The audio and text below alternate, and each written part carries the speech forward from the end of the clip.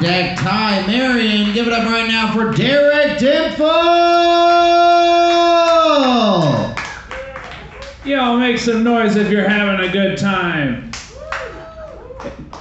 If Comic-Con was also an emo convention, your set would kill, Bilal. I have that, but I don't know. It's just like it's got all these like fiction elements. I'm also holding your phone out here. I want you to have it. Yeah. I want you. Don't leave behind the gold. I've been listening to the classical station. It's been pissing me off. Okay, no reaction. It's okay. Well, I'll just tell you a little bit about it. We'll see if it. I've been listening to the classical station. It's definitely a station for old people. I mean, you can tell because you have to crank. Fuck me.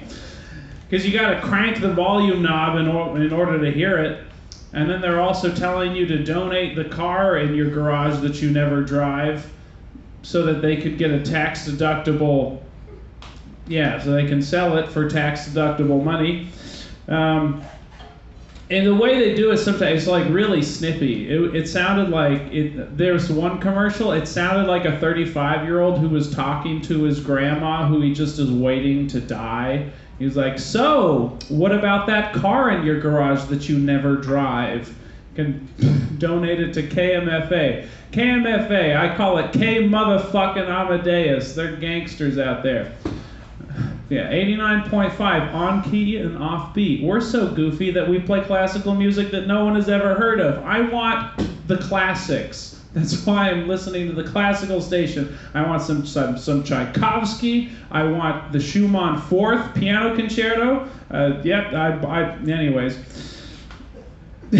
Yeah, I don't want this bullshit that people getting. I don't want to hear a flute piece that was written this year and is very popular. All the people who are in classical music are being kept alive by the donations of people who have nothing better to do with their money. I still do love classical music. It's like a really toxic relationship at this point, though. I think. Not just because they keep on asking me to donate my car.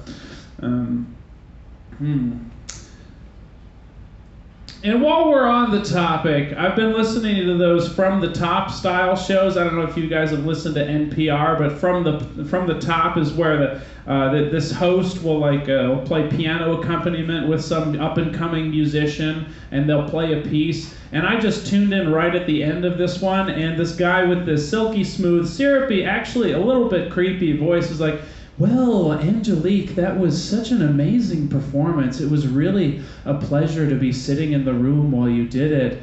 And so long as we're rounding up the pedophiles, let's look into this guy.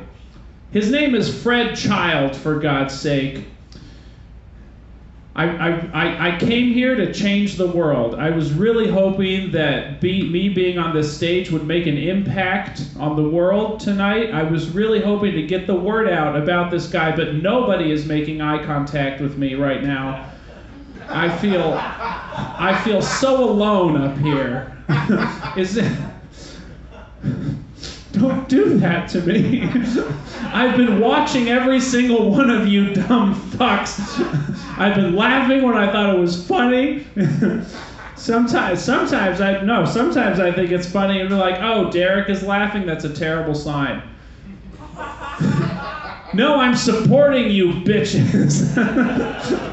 Fuck you. Yeah. Okay, well, now that I have your attention, I've been listening to the classical station a lot lately. It's starting to piss me off.